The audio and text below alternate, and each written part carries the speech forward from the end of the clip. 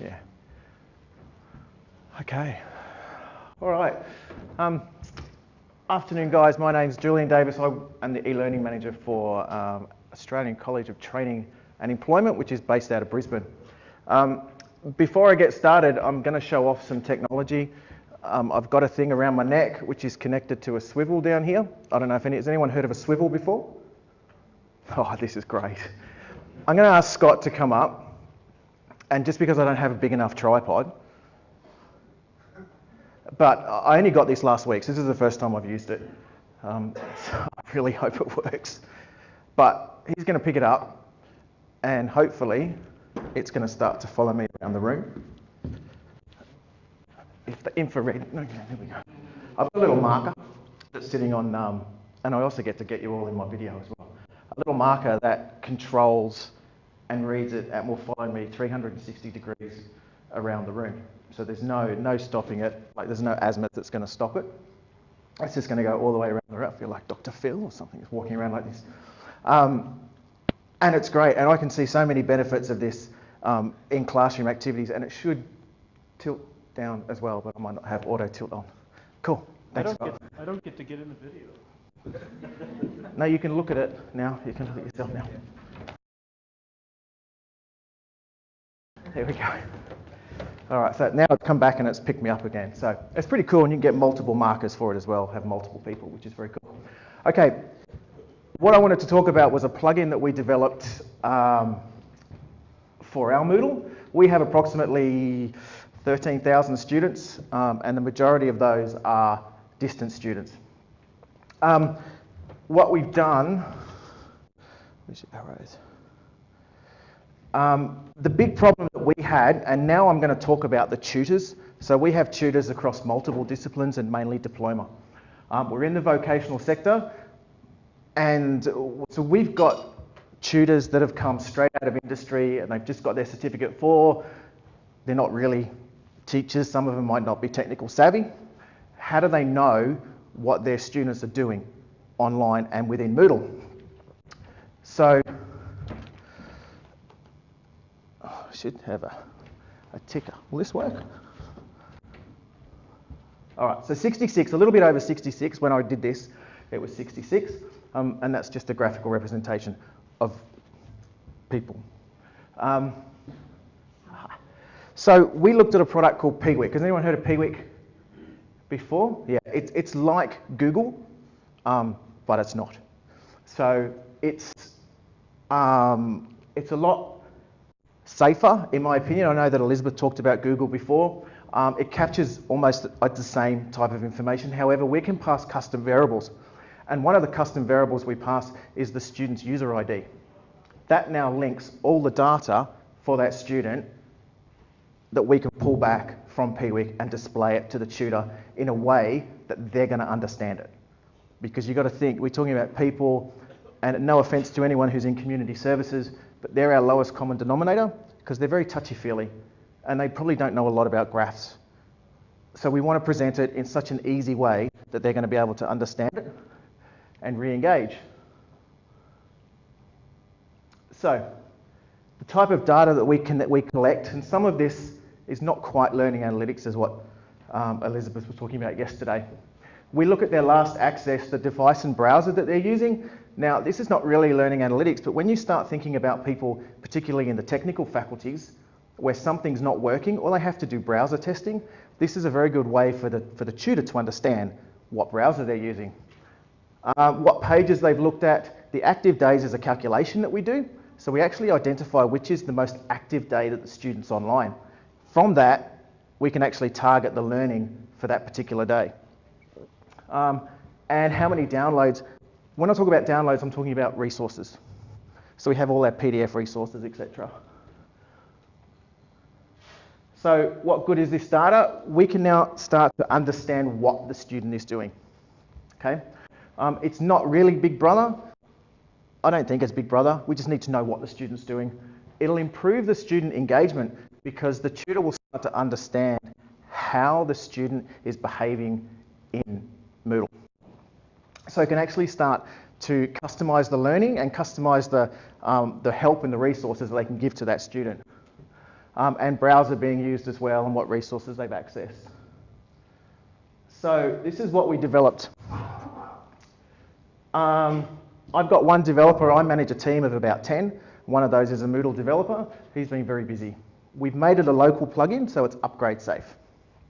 Okay, that was something that we learnt when we upgraded from 2.5 to 2.7. We are going to 3.1. I've run a quick check, and all of the plugins that my team have built work. I'm not talking about my IT department.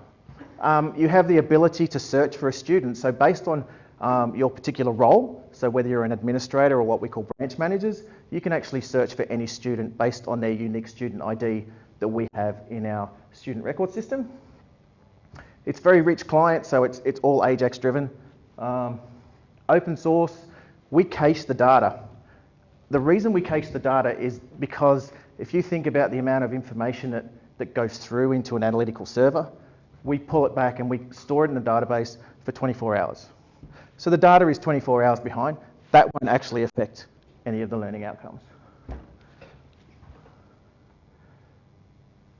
This is a very, very big picture of how we actually do it. The tutor can log in. Students can't see any of this. Once the tutor logs in, they'll get a list of all their students that they can click on and go through. I can't do a live demo. My first time I submitted this presentation was 1.3 meg because I went, yeah, I'll do a demo, that'll be fine. And then I read the guidelines and it said, no, you actually have to do screen dumps. So it went up to 135 meg with video, so hopefully these will work. See, demo-ish. Okay, so I'm going to play automatically. Does it play automatically? I'm Mac. Let's see, so what were you hoping would happen here? Just play. If you click, does that play? You'll know in a minute because it'll change. There we go. Okay, so this is our Moodle instance. Our Moodle instance is called My Study Desk. Okay, you can access your student. This is the list of all your students that you have. The student that we're going to see, Corinne Cosgrove, she's one of my team members, so she's okay with it. Yeah. This is where you could actually search for a student as well if you knew their student number. Now this is proprietary to us. I know I'm going to get some questions at the end that are going to ask, is this going to be available? Because I know someone was going to ask it. It was probably, yeah, I knew you would. We are going to look at making it available, but we have to strip it back because it is designed for our proprietary system. But it is something that I want to do and make it as a local plugin and very configurable into a Pweak server. It's a very bouncy stage. The student summary page is the first page you come into. And this is where you're going to get a basic overall information about the particular student. You can get an average load time, which is a page. A lot of this will be actually quite irrelevant, but the tutor can go through and pick out what they need.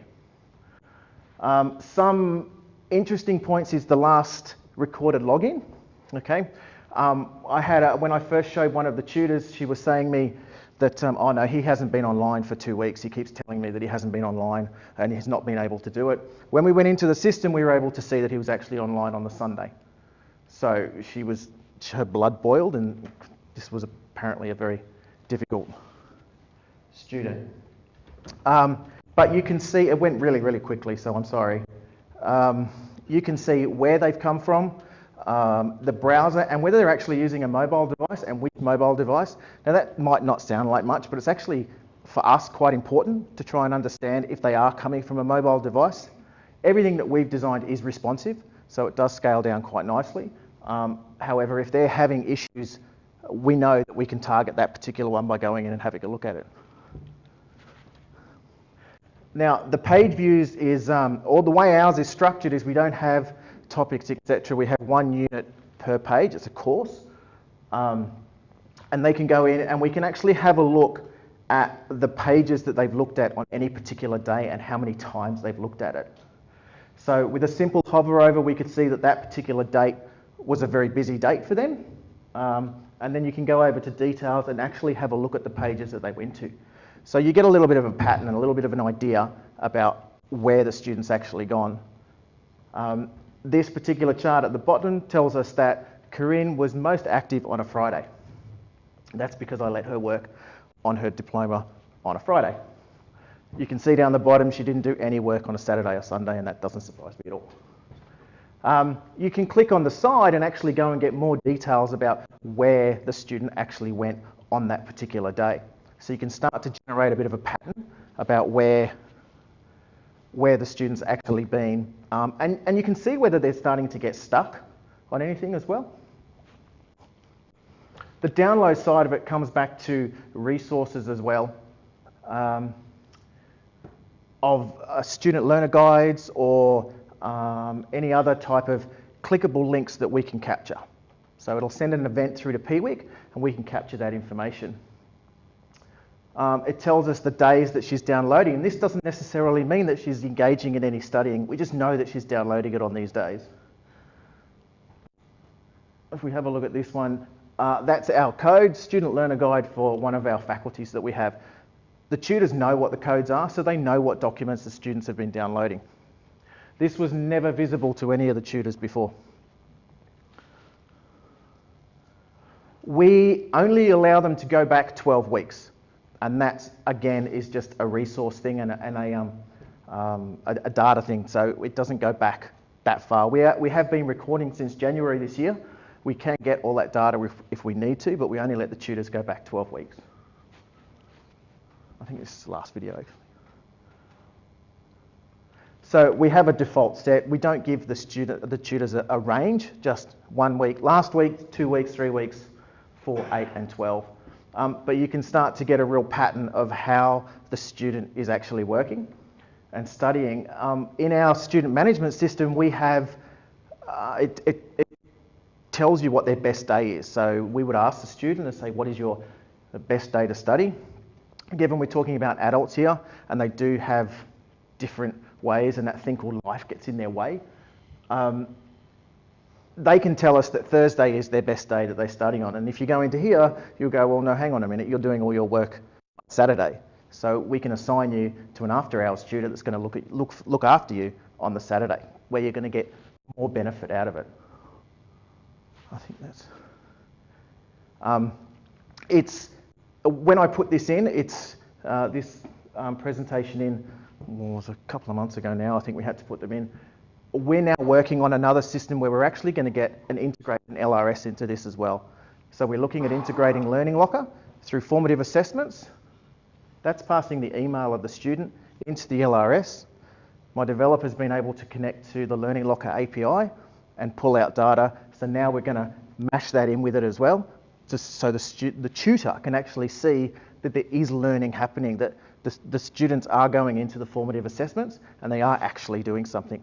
So that's the next step we'll be taking with this. I've probably rushed through that really quickly, haven't I?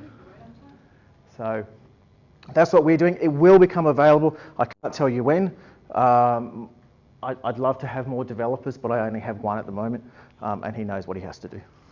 So that's it. That's a little plugin that we've created. Any questions?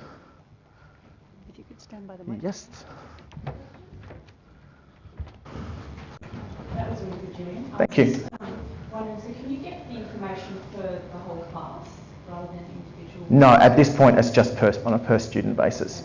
Are you looking to maybe go down? We don't have classes per se. We have rolling enrolments, so we don't have any. We don't have semesters, and we don't have terms or anything like that. You could end up getting 3 or 4 students a week.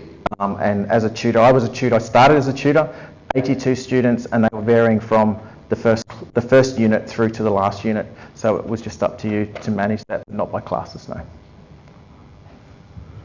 Although it does seem that if you had a class structure, you could assign the instructor of the class as the tutor to the students Yes. in that class, and then they would effectively Yeah. get that kind I mean, of as long overview, but- as long as you've got the data there, you can do pretty much anything with it. So. I think that was my question as well. I got the answer. Because basically our classes is large. Yep. According to 500 students. So for 500 students going through one by one, I think think summary would be very nice. Yeah. So these are the students probably did so and so things in last 7 days kind of thing, rather than going through one by one. Yeah, no, I understand that, and that's something that we would need to look at from a Moodle perspective and not a student management perspective, because we all have different student management tools. So yeah, that's something we need to look at. Yeah, yeah. Does your organisation have guidelines for instructors as to how to use this information? Not of yet. It's very new. We've only actually had it running for about 3 or 4 months. And I've done some training videos for it and done a short course on Moodle for it to get out. But a lot of it, there's a big wow factor when they first see it. And then a lot of it is try to be so simple that they can figure it out themselves. That was one of the big things. 2 clicks, no buttons or minimal amount of buttons, no complicated information, using the KISS method.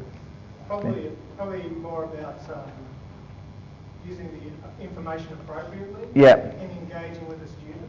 So Yeah. not being adversarial about doing something in particular. Or? Yeah, well, that's something we've got. That's the mindset that we need to get them around. Yeah, I agree. We haven't done anything about it yet. Just an online course that I've done. So, yeah, virtual classroom sessions is probably what we're going to need to do, so they can interpret the data to know what to do with it. Yeah. Other questions or comments?